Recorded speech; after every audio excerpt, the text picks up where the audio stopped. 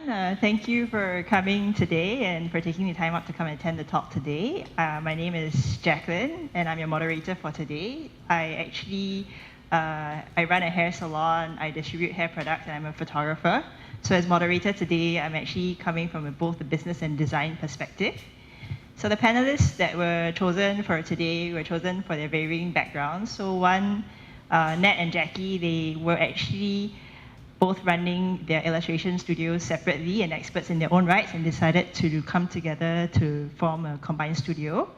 For Becky, she started it with her husband, and they actually came from a very different industry before joining the creative industry. And for Mas, he actually still has his day job as a civil servant while still doing illustration on the side. So I believe this talk will be helpful for everybody coming from different backgrounds. And so with that context set, without further ado, we'd like to have Nat and Jackie to start with their presentation first. So a fun fact, they both have a dog each and they both love their dogs. So yeah, so let's give a round of applause to welcome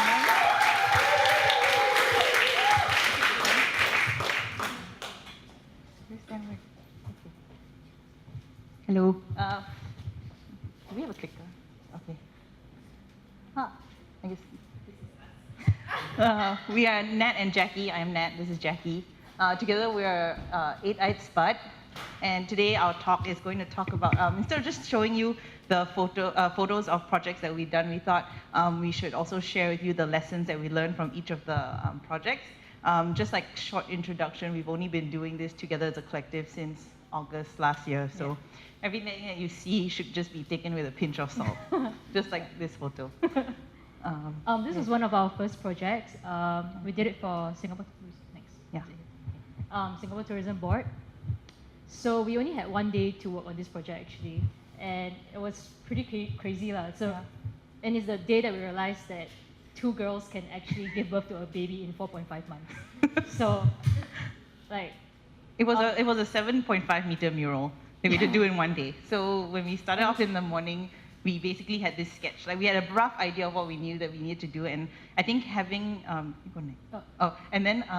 think having the deadline on our backs helped us make a lot of decisions a lot faster than what we would usually have done. We'd be like, oh, we have so much time, like let's think about it, let's try this color combination or whatever. But this one was like, just get it done, So throughout the day, we were playing around with colors. So Nat was kind of like working on the sketches as well, and then I'll be like experimenting with the colors and all. And then, and then also, no, I forgot something. That when we first started, we were actually stuck for a little bit. And we were like, what are we going to do? So we actually we were both trying to come up with concepts separately and then come together and discuss it. But when we were doing that, we realized that we just hated everything that we're doing. And we were like, okay, let's just sit down. You take one pencil and I'll take one pencil. We basically shared one piece of paper. And then she sat on the left side, I sat on the right side. After a while, I was like, okay, 10 minutes up. Okay, let's switch sides because this is too much Jackie or this is too much Nat. And then we just like decided to come up with this concept. Oh, sorry. That's the next picture, right? Yeah. This was our most recent project for Singapore Airlines. This was how illustration ping pong was born as well. Just basically knowing your strengths and like what works for you and what doesn't. So I think we did a series of 15 guides for Singapore Airlines, and the timeline for it was really tight. So what we ended up doing was, when we first started, it seemed like a very daunting thing to cover when you have to summarize like all these locations into like one single illustration.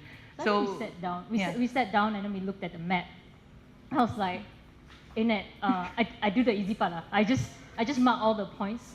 And I was like, okay, over to you, Nat. I literally just marked all the pinpoints of where they wanted the places to be featured. Yeah, and then after that, she like sent me this map, and then I was like, oh, okay, I guess I have to like do the sketch for it. So like ping ponged it back to me, and then I did the sketch based on like the research that we done of like what the icons look like.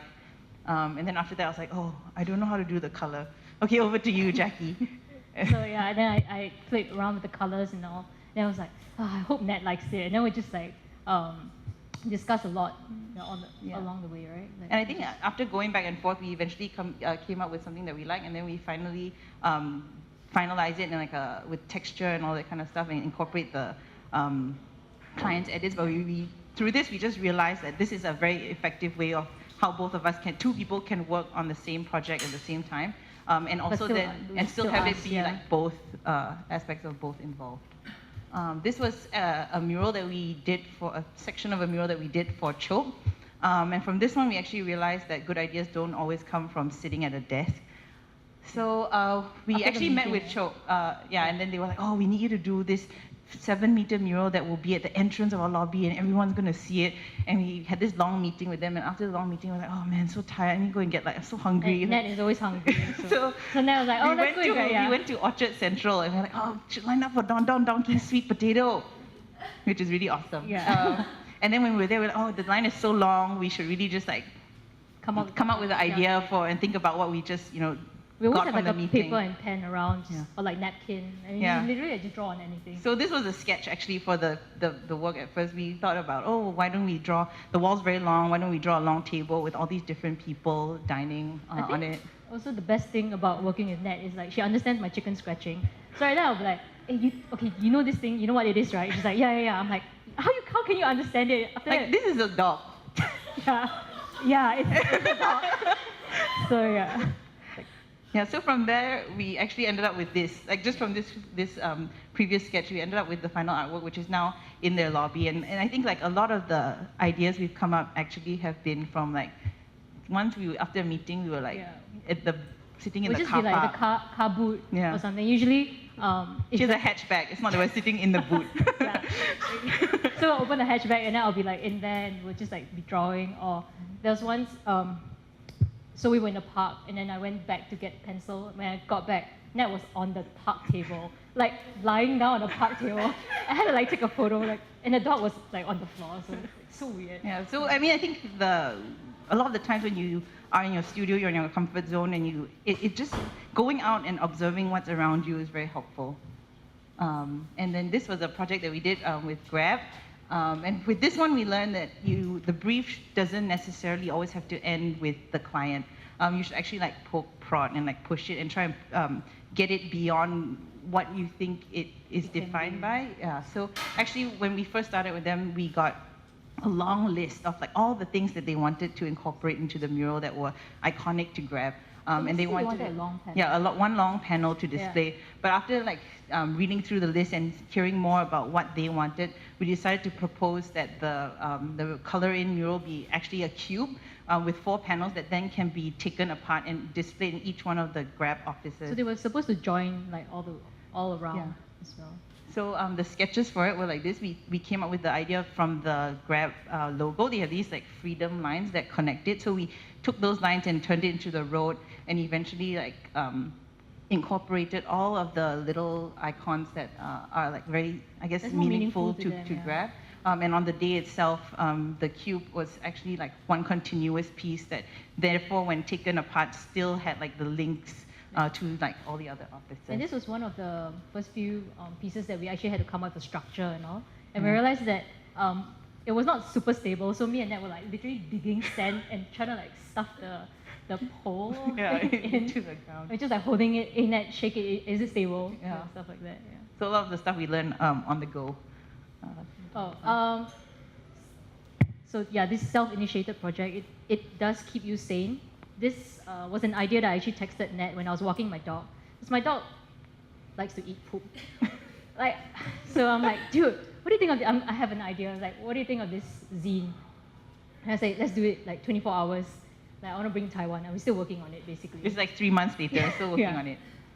Because when we started by going to, in our individual dog parks, we would observe all the dogs and how they behaved, and then we ended up coming up with, I think 12 different lessons that you could learn from dogs. And then from there, we actually matched the lesson with the type of dog. So here are some of the spreads that are currently being printed, but it was supposed to be a very simple project, by the way. I was supposed to bring it to Taiwan in December last year. And then I was like, hey, let's just go all out. Let the press print the cover. Just because I do letterpress printing, everything I want to do letterpress. So I'm like, okay, we need to make the place. The cost increases a lot. And then she's like, let's just sew the book. Like, okay, like just calm down. And then, I think we needed this because we've been doing a lot of commissioned work, Yeah. and we felt that like you need a project like this, and you need to push it all the way, just so that you're not kept within the limits of your brief, and only you can decide how far you want to go with it.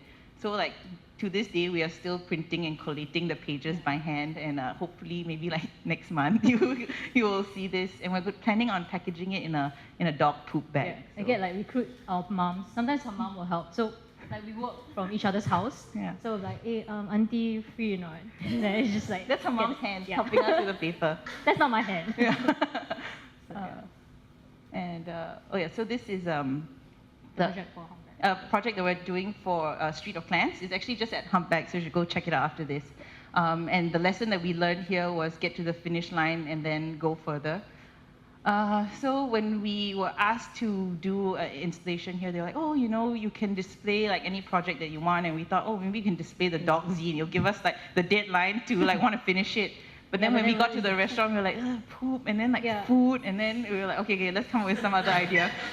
So we, in talking to the owners of Humpback, they said, oh, you know, we really want people to come and have a whale of a time. Yeah, so here. basically we asked them to come up with like a few taglines that best describes their restaurant. And they said like, oh, people usually have a whale of time or whatever. And when we're like, okay, let's just maybe, go with yeah, that. I was like, remember, is it Pinocchio? I was telling you Oh, about like, people being stuck in a whale. And I wonder what they'll do and stuff. And I was like, imagine what we'll do in the whale. Basically dancing. Yeah. So we created that main piece first, and then we were like, oh, we really wanted to make it interactive. So we letterpress printed. Again, letterpress print. 200 of these whale postcards in the hope that people who attend will take a postcard and draw their own version of what it means to be having a whale of a time. And then we thought we were done. But then literally, this is like 5 minutes before we were leaving for the day, Jackie was like, do you want to do anything on the inside of the restaurant? And I was like, okay, what do you want to do? So on the inside of the restaurant, we actually did 3 pieces that are representative of the creative process that we went through in creating the work that's in the front. So in the beginning, we were always just like bouncing out ideas off one another, like, oh, this is so fun. And then in the middle, we're like, oh man, like what did we get ourselves into? And like, all tangled up in the wheel. And then at the end of the day, that's us having a beer, but Jackie doesn't drink beer, so it's probably like, I don't know. Root beer, I think. Yeah, root beer. This is our last one. Yeah. So yeah. Oh, okay. So letterpress name cards again, obviously.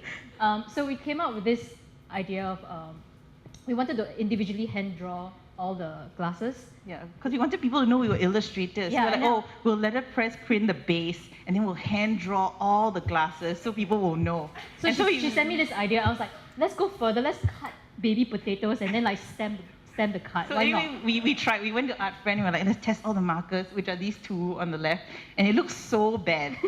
So the lesson that we learned from this one is that ideas are free, but execution creates value.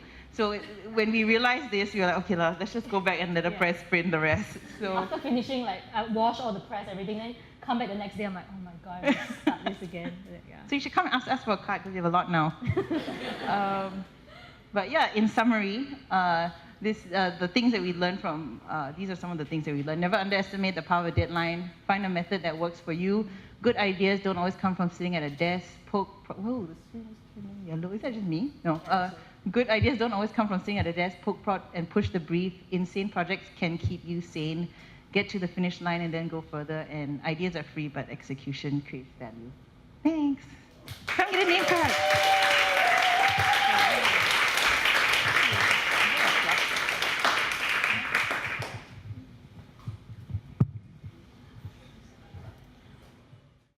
So thank you, Nat and Jackie. I think the thing that was very striking for me was how they were not afraid of judgment from each other. You know, you draw something that hardly looks like a dog, but you're still okay to show it to each other. I think that's quite unusual, but a good thing to note as a value of their partnership as well. So next up, we have Becky from Beyond the Vines. Beyond the Vines is, some supporters. A contemporary women's wear label. And so they currently have 3 stores in Singapore, 1 in Bangkok, 1 in Bali, and 7 in Jakarta. So a round of applause, please, to welcome Becky.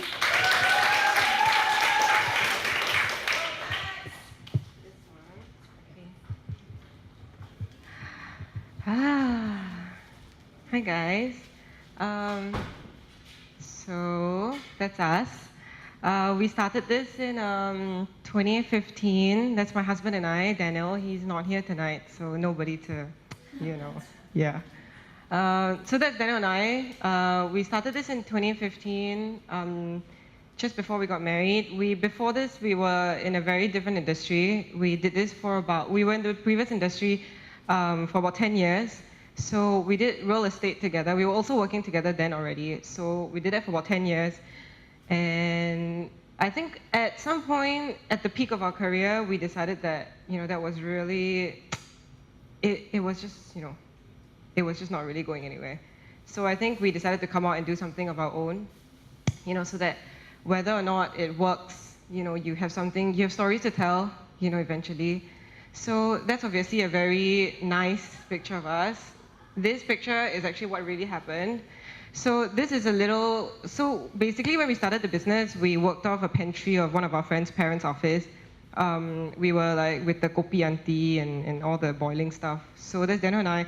And because it was just the two of us that started up, we decided to commemorate the day that we launched the business. And because we started in e-commerce, we decided to wrap our laptop. And then obviously that's my scissor. So yeah. And then this is, if you can see the date, this was one day before we launched the business. Our shipment finally arrived.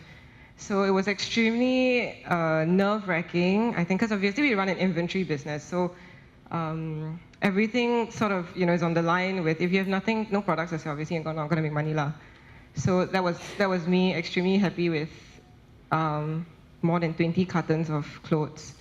So this also was quite a awakening moment for me. I think when the shipments finally arrived, I asked Daniel, I said, oh my goodness, what if nobody buys? So I'm stuck with like 20 boxes of stuff. And then he was like, then you have a lot of clothes for the rest of your life lah. So I was like, okay. So, I mean, in context to this, the both of us obviously have no prior experience to design, the fashion industry, or business per se. So we really went we dove both feet in for the both of us. Yeah, so why we started the brand, well, there's a lot of words, so not like the illustrators.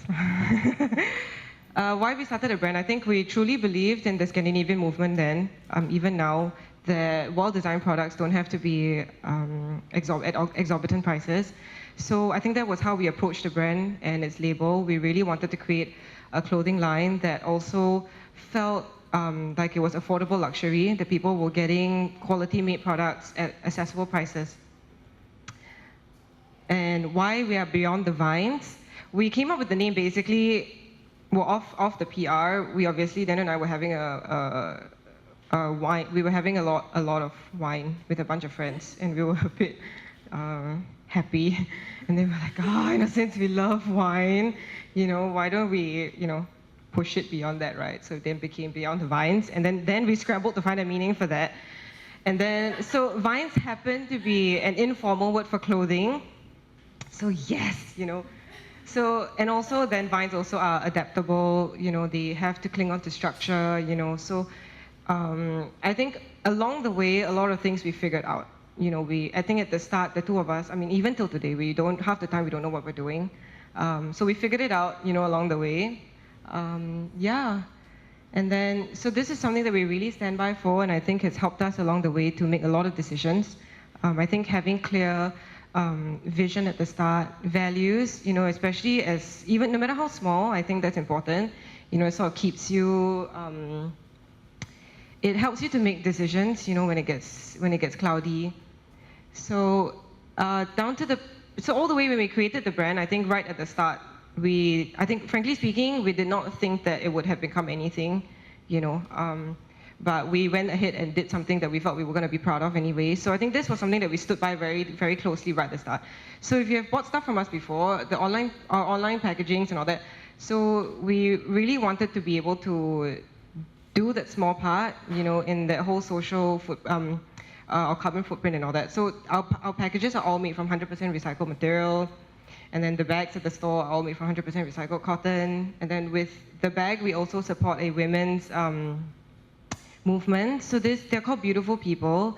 So basically what Beautiful People does, is what they do for the girls is that they rehabilitate abused women, kids, teenagers and all that. And then they basically educate them and then empower them back into society. So with this bag, when customers obviously, when they shop with us, and then they bring the bag back, and then we also match that dollar and we donate it to this, to beautiful people. Awards, okay, we'll just do this quickly. So 2 years in a row, at the Singapore Fashion Awards, we won Most Popular Brand of the Year. But obviously, I think our pride and joy is really the team. I think one of our greatest assets to the company is really the people that you work with day in and out. I think if you already run your own thing, I think that the value, on the people that you choose to work with is extremely important. So that's us. Well, that's also us. So what we do, we like to, every quarter of the year we do stuff together. So this was one of our MasterChef's things. Among stuff like that, we also like to visit museums, more like creative stuff, And then this is our office. We also are famous to do pranks. So every birthday, most of the time during Daniel's birthday, which is the most epic, he loves zombies. I don't know why. He dreams about them in a happy way. So on his birthday, I think it was his 30th birthday, they basically completely turned our office into a zombie-like apocalypse. It was extremely scary. So this was outside of our office, and then when you go in, it's like this whole screaming people and stuff. It's quite crazy lah. But it was very fun. So then there's another one that I obviously did not add because I don't want to scare you guys, which is when Pablo Escobar was obviously, when Narcos was a hit, right? They basically during Daniel's birthday they turned the whole office into a meth lab with powder and it was so scary. It was scary. Okay, so I think with that, just some things about our works. So all of our campaigns are done locally. It does take a lot actually to do a campaign. Basically we work on an extremely tight timeline. So from production, from conception from the drawing board, when you sketch and all that, all the way till the campaigns before it obviously hits the store in production, that's a good about 6 months. So whenever we design, all the way to when it hits the store, when customers see it and they buy it, is about 6 to 8 months. So because of that tight timeline from the start, we already, a lot of that time is not wasted, but a lot of that time is invested in the initial process, in production and all that. So by the time the samples come for them to shoot, the photographers come in at the end, they have maybe 1.5 weeks to turn over the pictures, to shoot and to turn over maybe a good 90 images, which is shocking, right, for photographers. Yeah. So we do a lot of campaigns. We drop every month. We have multiple drops a month. So in a year, we do almost 24 campaigns in a year. So these are just a few that we've done. So we tend to like to create stories to our campaigns as well to sort of make it more multi-layered. So this particular collection, what we did with this collection was that we call it the crew collection because every year we do a collection that the entire team gets involved in. So down to logistics, to the retail girls, to the merchandisers, everybody gets their hands into designing. And then we produce a collection that is basically something that's been put together by the whole team. So this is something that we feel like it helps to, it sort of keeps the team together, but it also gets everybody involved in that process. So I think understanding, through being in this industry, I think we've done this for about 3 years, coming to our 4th year. When we first started, we started the business targeting a demographic of maybe about 25 to 35-year-olds, like most of us, hopefully still. But I think at the course of that, we realized that, wow, we were attracting different, from our youngest customers started from 16 all the way to 75. So it was, and they were regular customers, So, and then we struggled with finding a way to design something that was not, that the younger demographic wanted to wear, but yet the older customers don't feel like it's, too trendy, or you don't want to design something for the older customers and then the younger ones think it's like auntie, So at that point we felt like, we needed to be adaptable, we needed to sort of tweak a little bit. So this is when early last year, we decided to basically create sublines for the business. So Form is one of the first line that caters to the working and the obviously more mature women that they get occasion wear, workwear, and all that. And then we also did Light, which is more everyday wear, that basically anchors around these pillars. So then we also have Live, which is a collaborative store that we collaborate with other artists and all that. So we're in the midst of also doing a laundromat, and then also some other stuff like a candy bar. So this is the one that we ourselves feel like, we really get our hands into doing something that's just out of what apparels are. And then last year we did a room scent just for fun, and then we had an exhibition at Gilman, and then our stores. So this was our first store. I'll just go through this. So all our stores are also designed in-house. We don't have a interior designer. So I think that's something that we feel like we wanted to be involved in. So that's our second store at downtown. That's in CBD, and then we're also at Tang's, and then that's Live. And then we're also in Bangkok. This is just the official staff, and then we're also in Jakarta. So yeah, that's us. Thank you.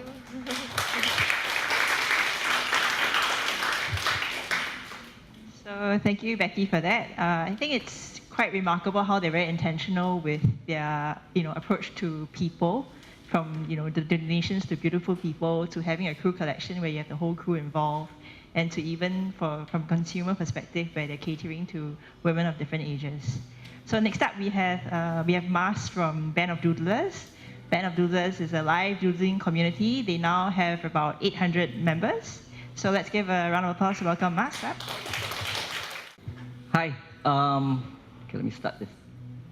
Okay, so first things first, let me just get a sense from everyone. Like, how many of you have daytime jobs, like a full-time job? Everyone? Okay, for those with your hands up, keep them up. Okay, for those with your hands up, right? How many of you are not doing creative work? That means your full-time job has got nothing to do with designing or creating or coming up with. Really? So, okay, you can put your hands down. So basically, I would say more than 60% have full-time jobs. The rest of you are either freelancers or thinking of starting out or jumping off the cliff kind of stuff. And then those of you that have your hands up, most of you are doing creative work, correct? Right. Only a few are basically doing something that's not design related. Well, I'm in that boat. But before I do that, my talk or my sharing is going to be a little bit different, so indulge me, because I'm not going to talk so much about myself, but I'm just going to hopefully find out more about you. Then that's how we're going to communicate and we know where we're coming from. Because my assumption here is that you're here to support us, or because you're here to find out more on how you can create your own agency or be a freelancer or make money out of this. So just remember this, right? In the scheme of things, if you heard of Johari's window, there are certain things that you know. Like, for example, you know how to put on your clothes, which is why everybody's impeccably dressed today. And there's certain things that you don't know. I'm assuming most of you don't know how to put together a nuclear bomb, so that's a good thing. But there's a lot of things that you don't know that you don't know. That's the realm of possibilities. It's also the realm of fear for most of us. So I think that's where I want to start with, because I think when it comes to sharing like this, you're here to learn something that you don't already know. So first things that you need to think about is this idea of correlation and causality. Are you familiar with stats? Like causality versus correlation? Well, let me just highlight a little bit. There's this statistical finding that the number of drownings or death by drownings increases with ice cream sales, which means to suggest that eating ice cream causes death, correct? And this is basically found, I think the study was done in Australia. But the true reason is that because when the weather is good and hot and sunny, people tend to go out to the beach more, and they'll end up eating ice cream. And of course, when they go out to the beach, more people are in the swimming as well, and therefore the number of death or probable death also increases. So that's not causality, sometimes correlation. And the reason why I want to lead in with that is that a lot of times when we're here, right, we're not so much trying to find out what's good for us, but we're trying to find out what's will make us look good in front of other people. So me, for example, right? I'm going to tell you my story now. So my name is Mas. In 2009, I decided to start my own illustration gig. Basically, it's as a freelancer, and I called it Wanton Doodle, basically because I like to doodle a lot. And I figured I want to have a name that's related to food because everybody loves food. So I want to make sure that it's accessible to everyone. The other thing is also because back then I was working in the PM's office, and we had a lot of meetings. So most of the time, to keep myself awake in these meetings, I will tend to doodle quite a bit. And that's how I started. All the while, I realized, even from young, I've always liked drawing, and I've wanted to draw. I think most of us, all of us have parents. Most of our parents want what's good for us, but sometimes they don't know what will make us happy. So for me, as I'm showing the illustrations that I've done in the past, right, I'm just going to tell you about how I grew up to a pair of very conservative Malay parents. I have a dad that was a teacher and felt that I should always climb up the education ladder, and that's why he sent me to university. He was very happy that I got a job with PM's office. He was very happy that I went to Harvard to do my post-studies. But I also have a mom who is very big on encouraging me to feed my right brain. By the way, that's a myth that your right brain is always about creativity and your left brain is about logic. So based on that aspect, right, what I had was a fine balance between the two sets of parents encouraging different aspects of my life. One thing that my dad learned was that because he realized that he wanted me to study more and draw less, but he couldn't stop that. I think one trick that he had to incentivize me last time was that during my time, by the way, when we didn't really have photocopying machines, it was this thing called Psycho Style, if anybody has heard of it. No one in the room, really? Okay. So anyway, it's like one of those really coarse paper that they have like a letterpress kind of looking machine. Awesome. So it was like this machinery thing that you have to pull by hand to make sure you press it. So you can only do one-sided printing. That's my point. So what he does is that he'll print all these exam papers on one side, then he'll give it to me, one stack, and he tells me I have given you a set of paper for you to draw, but you have to finish the exam questions on one side first before you can draw. So it was incentivizing me to do that. So after a while, I realized, hey, okay, this is like kind of 10-year series, even before 10-year series came out, and I ended up drawing quite a bit. The good news is that, after that, I kind of became good at my studies, that I was in GEP for a while, and then I taught my school and all that, but the bad news is that I started hanging out with people who were like that, which means that my passion or my need or my desire to go and draw became less and less. Of course, every one of my friends says hey, you can draw really well. But I never knew whether that's industry standard because these people couldn't draw for nuts, right? So there's no benchmark to begin with. And then the other problem is also I ended up being following their footpath. So I went into the corporate ladder, and then I went into all these government type of jobs. Not that it's a bad thing because I've always wanted to do something impactful and meaningful, but I started drawing less. And that's when I think serendipitously in 2009, when I wanted to quit my job, my then boss in PUB, because I'm in PUB now, approached me and said, why don't you come and join us and head my corporate communications and PR team. And I said, it's interesting that you said that because I was just about to quit my job and he was happy, but I said, no, I will quit my job to become an illustrator full-time. So she gave me this proposition that I couldn't refuse. First, more pay, so I guess that's always a good thing. Secondly, it's a more meaningful work because it's more impactful, I lead a bigger team. But thirdly, most importantly, she says just give it a try for 1 year. 1 year, that's all I'm asking for. At the end of the year, if you don't like it, not only you have my blessings, I'll find a way for you to get ahead in your career and all that, especially because she also kind of know a lot of people in the industry. So that 1 year flew by and I really enjoyed it. Not only that, she sent me to Berlin for a project. Actually, okay, just a side story. What was funny is that there was an architectural project on environmental buildings and sustainability in Berlin. And then she found a way to send me there so that I can go for this project because it's kind of related to PUB work about, about water and about environmental development and biodiversity. But more importantly, she says, because Berlin has an amazing art culture, you want to go there and immerse yourself. So why don't you just go there for a week, give you a reason to go there, and then for the remaining, extend your stay for another 1 week or two and just immerse yourself in the creative culture. So she was really amazing as a boss. And at the end of the trip, when I came back and I asked her, like, why are you so encouraging? Are you trying to get me out of working for PUB? And she told me this one thing that I'll never forget. And she says, like, if I don't feed your mind, if I don't feed your soul, your mind and body won't come to work. So I always remember that, and I'll try to impart that with the team that I have as well. So what happened after that is that I was strangely appointed as one of the mentors for the noise program. You guys have heard of the noise program, right? So this was back in 2012. And I felt kind of out of place because all the rest of the mentors were people who've been in the industry for years, like if you heard of Mindflyer, Michael, Ben Kwee, all these people who are in OIC, they've been there as illustrators. I'm like an illustrator who just basically sketch on post-its or on my meeting notes. That's all. Then I didn't bother asking National Arts Council why they appointed me, but I realized I actually enjoyed that quite a bit. So what happened is that I realized that I didn't just want to doodle myself, I actually wanted other people to doodle with me. So after my first batch of mentees, I actually told them, like, why don't we hang out together some more and we'll draw with each other. And that's kind of how the BOD or the Band of Doodlers story came about. And I'm going to tell you a bit more of this group.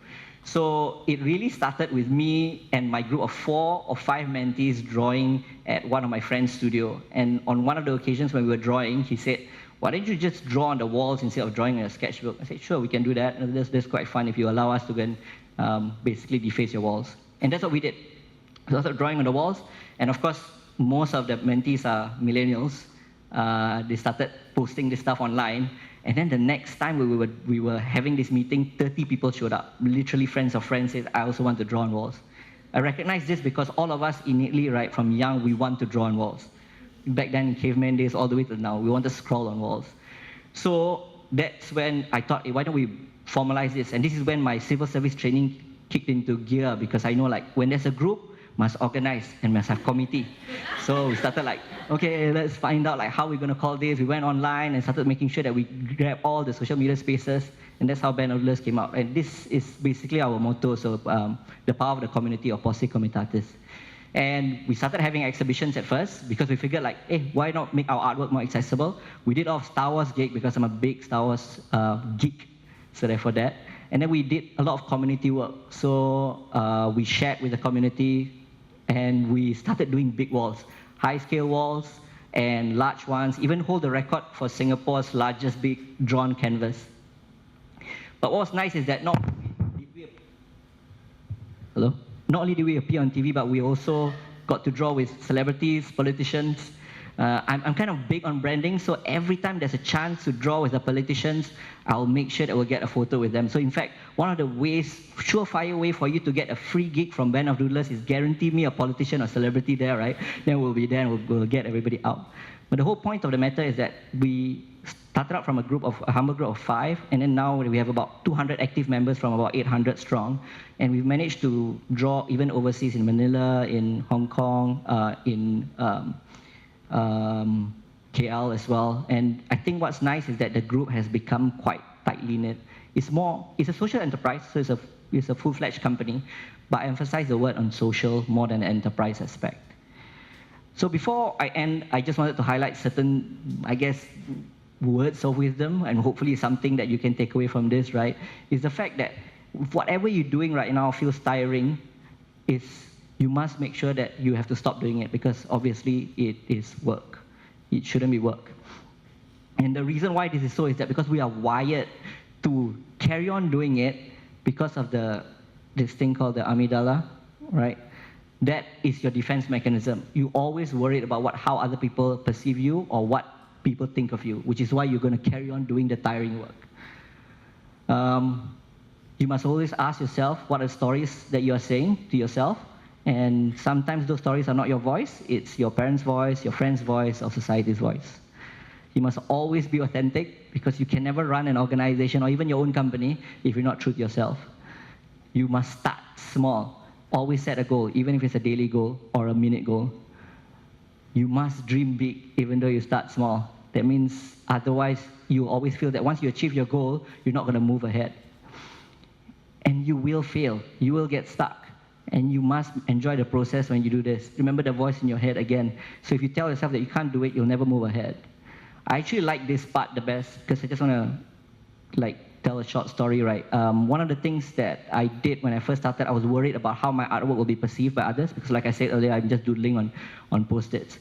So one of my friends or my mentor then actually told me, why don't you just share it with 10 people and and try to see how many people say that it's nice. Then I said, what if all 10 people say it's ugly? Okay, then just make sure one of the 10 people is your mom. So then at least you have one positive review as opposed to none if you didn't share it at all. And remember that the only way for you to learn something, and that's how your brain is wired actually, the only way for you to learn something is that if you make the mistakes. Otherwise, you're going to take a lot longer to learn something. In fact, it takes 6 times longer because of your system 1 and 2 thinking.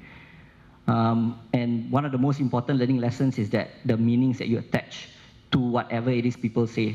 Most of the times we don't progress because people say that you're a failure or people say you're not good enough, and then you'll re-emphasize that point in your head. When you are starting up, it's never how well you draw. I don't think I can draw really well. I enjoy it, but it's always who you know and when you know these people. So it's always good to hustle and network. In fact, after this, there are like 50 odd people. Make sure you like their Instagram and follow each other, and then after that, you actually start boosting another 50 likes already, so that will help your self-esteem. And then finally, right, it's a choice of words. Because a lot of us things that we do is a decision. By the way, the word decision came from a Latin word that says to kill or to stop doing other things. And therein lies the problem. Like for me, if I have decided back when I was 20 years old or 24, 25 that, okay, this is my career path and I should hopefully become a politician one day because everybody thought hey, Malay guy, minority, you can talk, why don't you become a politician, right? And I didn't stop doing that and started drawing, I wouldn't be here talking to you guys today and enjoying myself with a group of 200 like-minded people to run BOD.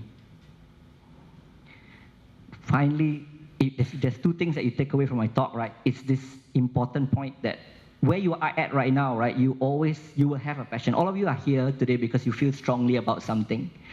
But this is the part that's quite difficult. And some of you are persevering on something that is not passionate about. That's the problem. And some of you are very passionate about something, but because you feel you hold it very strongly to your heart, right? Because you're worried that people will judge you on it, you will not persevere on it. That's why you have to make sure that you have this grit. And that's the only thing that will help you further your cause, no matter what it is that you're doing. And always remind yourself that failure is never a permanent option if you have this grit. Finally, never procrastinate fun. If whatever you're doing is fun, or you know it's fun, carry on doing it. Okay. Going to end off with this. This is correlation, not causality. So what another study found out that men's life expectancy tends to go up with the longer they are married. And some men would argue that long marriage feels like very long anyways. But what they found out actually in reality, right, the reason why this is so is that men who are stable, healthy, fun, happier are actually more sought after, and therefore they will get choices or options for spouses. Whereas those who are depressed and in a dead-end job and not very passionate about their life, no women would want to go after them. So that was the main correlation. Okay, ask yourself again, what do you want? Do you want to have fun? You want to get married?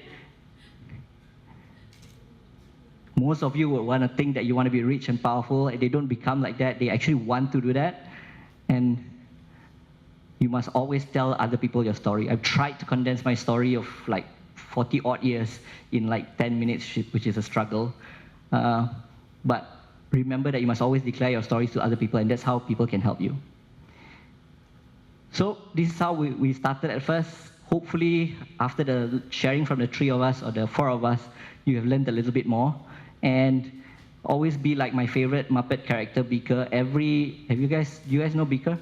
So he's like the sidekick of a scientist, and every episode he gets blown up or set on fire, and he'll keep coming back. So the point is, always persevere, especially given if it's your passion. Never stop. Thank you.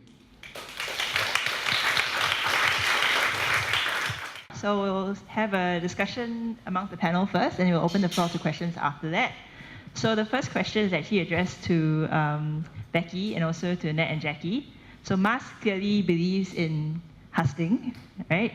What do you guys think about, starting out as a creative? Do you think one should hustle or one should not, and why? Yes, that's us.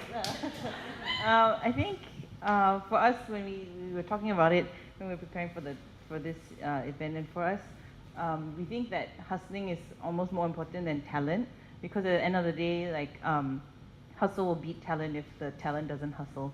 So for us, what hustling looks like is that whatever you get a job, no matter what it is, you go 100% in for it. You need to meet your deadlines. You need to do the job well. Even if it ends up going in another way, you still need to commit to your own level of what you have of integrity that you have for yourself.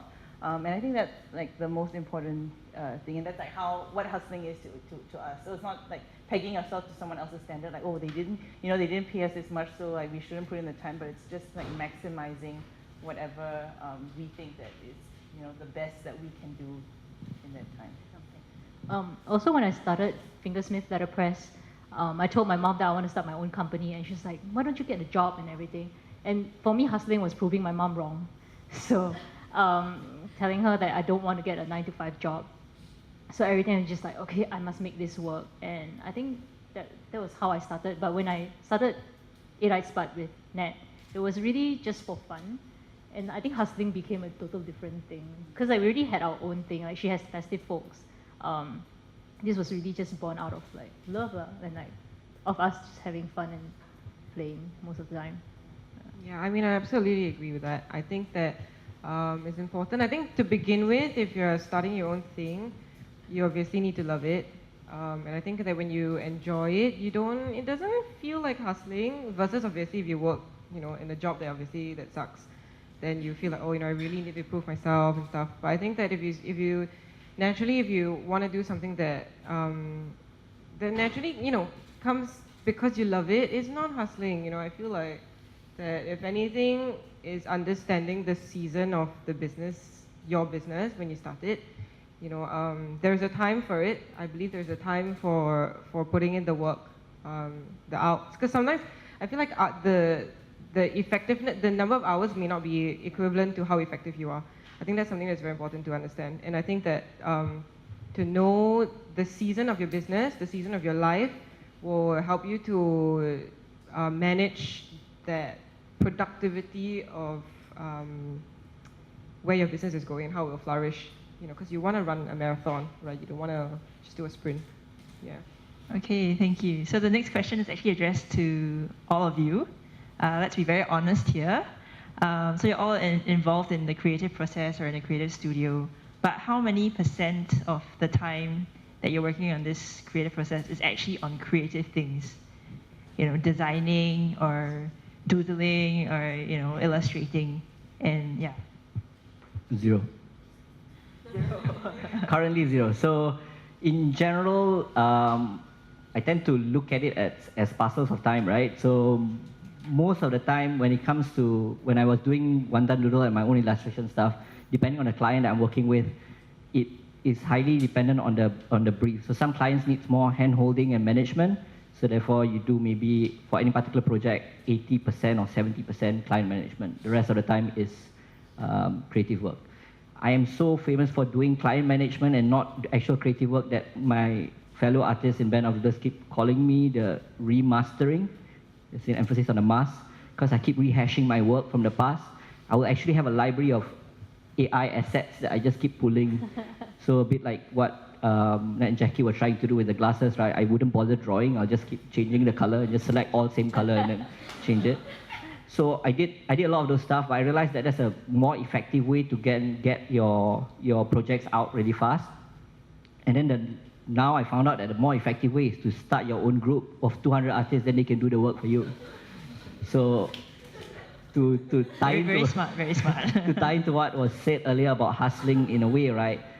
What I realized is that a lot of artists in general tend to have this very introvert profile, INFP in fact.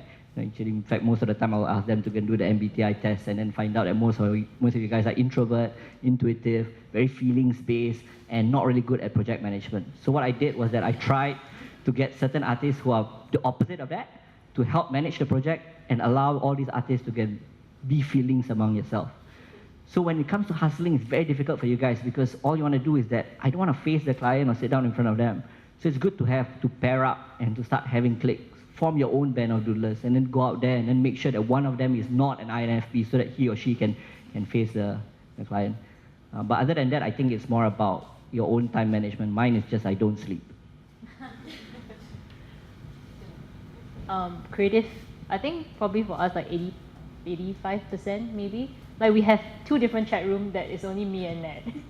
And like we have one that is we talk about life stuff, and we have one that's just work. And then we have like Instagram where we send each other inspiration. So we're just like, I don't know, we're just talking about creative stuff most of the time. Even if it's like other stuff that we are inspired by or like new ideas. I think it's maybe 85%. I think the line for us is very blurred, but we realize that that a lot of the things that we have to do that we don't like, it's easier when you have someone else to like do it with. So you just like, push it over? Like, like who's gonna say that they don't want to send the email first, so that the other person has to do it. So I think it's mostly like sending emails or like negotiating contracts or like chasing for payment and like opening bank accounts, which both of us have to do together. But then like we also came up with ideas at the bank, so it was okay. But I think there is a lot of like the other side that a lot of the time you don't want to deal with as a creative. I really hate opening mail. Every time there's mail, I just like give it to her. But yeah, so I think in reality, even though you spend a lot of time being inspired and creating, you always need to like have a handle on like all these other things and make your business work, so that you're not just like drawing. And for Becky? I think it depends again on which part of the business you're in. I think that if you're starting out, definitely there will be a lot more hands-on. You know, you do want to be able to get to the craft yourself. You do want to, you know, be able to have more control, more consistency in the brand you're creating. But I think as the brand grows, a lot of that needs to be released, because I think that for your business to scale, or even to, I think a business that doesn't grow is dead, right? I mean, if it's not growing, it eventually dies. So I think that for a business, I think to let it even organically grow, you need to build a team. And then when you start to build a team, you start to do management things, which, gosh, it's like, yeah. So I think that's the part. So then obviously, as the business grows, you release a lot more of that. But I think that managing that part and obviously fueling that process, that creative process still, is how intentional you want to be.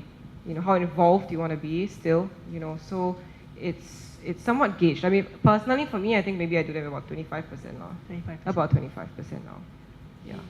Yes, thank you for sharing the honest percentages behind the work you do. So next question is for Nat and Jackie. I remember when we were chatting beforehand, one of the things that you emphasized was how it's very important to have an effective approach to managing finances. So who takes care of the finances for AI Spud?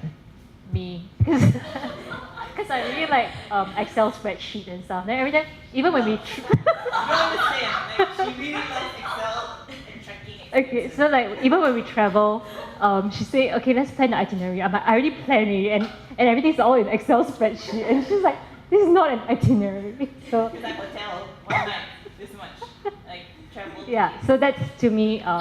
I actually enjoy that part. So what for someone starting out, let's say with no finance background, you know, what are some key things to look out for? And this is just very practical advice, right? Because like Becky said, you know, if the business is not growing, you don't know the numbers, it can't sustain itself. I think just be mindful of separating your personal and business account. It's like even when we eat now, it's under business account. It's like entertainment expense.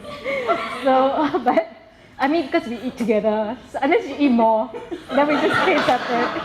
So yeah, just like keeping things very separate. Yeah, I think that's like probably the the easiest thing that you can do, because before the tendency is you want to be like, oh, I don't want to have to deal with another bank account and like setting it up and like incorporating my company or anything like that. But if you don't know like the health of your business, then you can't tell if like you should keep doing this or what you can do, or even like how far you can push your passion project that you want to do. Because if we didn't know and have like a pulse on how we were doing, we wouldn't be like, hey Jackie, can you let her press the cover? You just be like, just print it on paper and get it done with, you know. So I think like that is also an essential part of like because I think passion can only get you that far, and if you kind of like run out of your money or whatever that's like kind of funding your passion, then that's why a lot of people just quit the whole design scene and just end up selling insurance to me. So yeah, I have a lot of friends who sell insurance. So, yeah. Okay, thank you. And so, Mas, would you recommend more people to take on the multi-hyphenate role like you know, day job and managing band of doodlers? Would you recommend this? But my question is that what do you enjoy in the first place, right? So if you can decide what is it that gives you fun or joy, yeah, I nearly said spark joy. Yeah. Whatever it is that makes you happy, then it'll be great. So one simple exercise that I used to tell my mentees and the people that I used to give talks at schools, but now I just don't really have the time to do that. I'll tell them like in a day or in a particular hour, just try to do a Excel spreadsheet or something that's simple for you to put in your notebook where you pass out the time by hours and what you did, and then you just put whether it's a smiley face, a neutral face, or a sad face. And if you calculate that and you correlate it or you put it against like what the activity was, then you will know what your happy space is. Whether it's sleeping, eating, drawing, talking to people, and based on that, that will be your multi-hyphenated role. Because if it's always only eating, stop doing everything else, just carry on eating. It's what gives you joy, okay? So likewise, if like for me, what gives me joy is drawing, talking to people, helping with the public service work that I'm doing, and of course interacting with my family and friends. I think one of the common things to note is, even though it's all creative studios, the use of Excel spreadsheets, you know, the details here, it's still something to take note of, even if you're looking to start a creative career. So now we take questions from the floor. I think we have time for 1 or 2 questions. Anyone have any questions? Yes.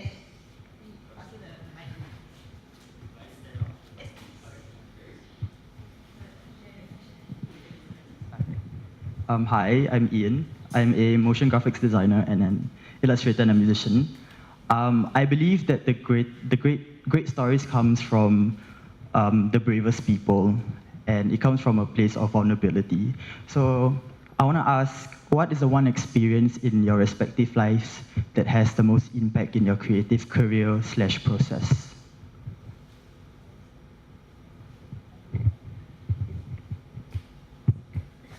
Thank you for the question. It's quite philosophical, but since we haven't had a real philosophical question tonight, who would like to, give a quick answer for this? Okay, I think I'm just gonna it's a personal story anyways, right? So the whole point of it is that I don't think there's one defining. The fact that I'm struggling to think of one moment, I'm happy, because it means that I'm always failing, which means that every one of those failures make me grow, like what I mentioned earlier. Because if you're just stuck on one defining moment to go and decide what career choice you're going to take, then you're not really learning or growing or living. Okay? So there were a few for me. One is that always listening to my dad, and then finding out that my dad was in ICU because he had a heart attack and he was alone and he nearly died. So that's when I had to take a step back and reevaluate how I was living my life. The other one was also I went through clinical depression for a bit, and then I had to reevaluate my life again. And every time I reevaluate my life, I end up going back to public service work. So I thought like, oh, okay, maybe I do like drawing and I like to work in a public service. That's why I'm doing it now, still. I think for me, doing fingersmith letterpress for about 5 years, I kind of hit a low, and I talked to Nat about it. I think it was like last year, where I wasn't really getting a lot of commission jobs, and I was like, dude, maybe I need to find a real job. And yeah, so insurance. And then that's why Nat was like, let's just start something together. Let's just work on something. And we went on a trip together, and we started doodling and illustrating. And we're having so much fun. And we came back, we just started the whole posters thing, right? And that kind of kept me busy for a while. I'm like, okay, maybe I'm actually still an illustrator. I don't need to sell insurance yet. So yeah, I think for me, knowing how do I say, like when you've hit that low, but still knowing that I don't want a 9-to-5 job, I try to find a way out of it, in a sense. Like you just find any way out of not being in a routine job, basically. So knowing what you don't want and don't like knowing is what you very don't want important is as well. important for me. Yeah.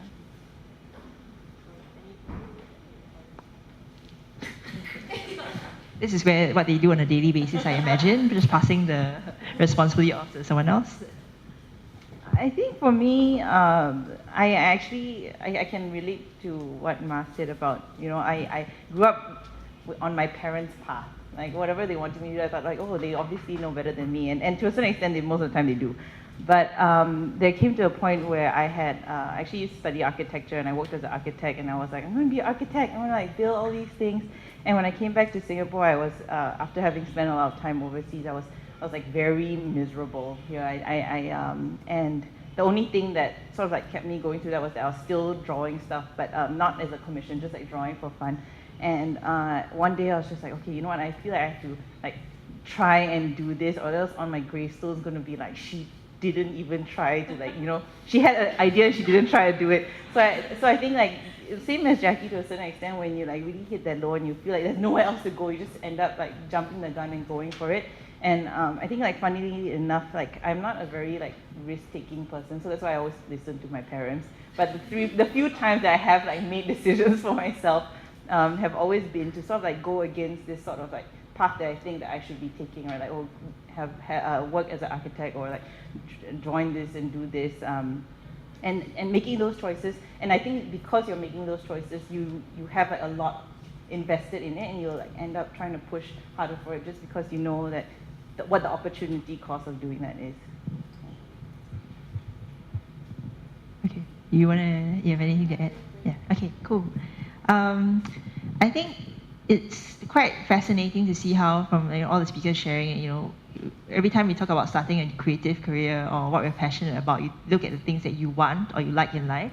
But from what they shared, what they don't like, what they don't want, or even it's actually out of desperation or pit bottom that you come out of and you start to do something creative from there. That's quite inspiring as well. And I think that offers a different perspective to look at how you might want to start something new, whether creative or not. Yeah, so I think, do you have one last question from the floor? Or? Okay, no? Okay, don't worry. The speakers will be staying around after this, so if you want to ask them questions, you can go up to them individually as well. I think I have just one last question for all of you. So based on everything we've discussed today and questions from the audience, what is one thing you have to say, or even just listening to each other's talk, like a takeaway for yourself or a takeaway for everyone here? Follow each other's Instagram.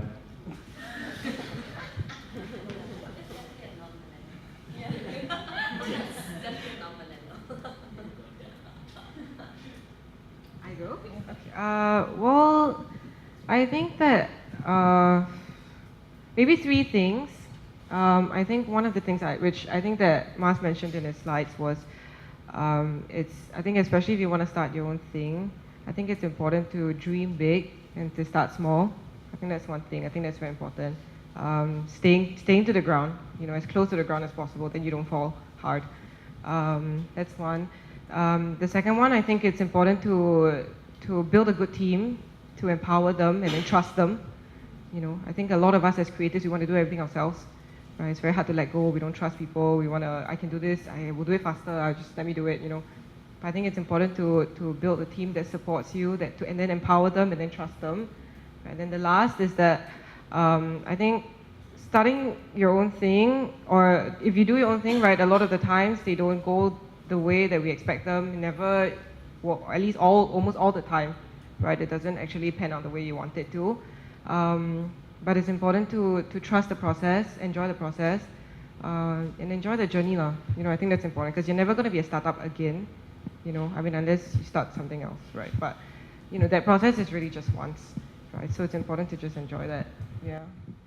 I think for me, it's like two things. The first thing is that as a creative, in the sense of like an illustrator, that concept is more important than execution sometimes. So like we always talk about it as like you can't polish a turd. So if your idea is bad, it doesn't matter how good you make it look or like how pretty you make it. It's better to have a good idea that you work on and refine rather than like jump the gun and be like, oh, I want to make it look like that, and like and then it just becomes a copy. So I think that is something that we like stand by very strongly. And then having like a very strong moral compass is also very crucial, because I think you'll be hit because there's no accountability, you're only accountable to like yourself or like one another. Then there's the tendency to want to take shortcuts when you're tired or like, oh, no one's watching or whatever. But if you know and you hold yourself to that standard of integrity, then you're going to like, I guess not take shortcuts. And I think it's very important for your own self. It doesn't matter if like other people do. It's just if you want to keep coming to work every day and looking yourself in the mirror and being like, okay, I still like am proud of what I do, then you need that. For me, it's don't take things too seriously and don't lose your funny bone.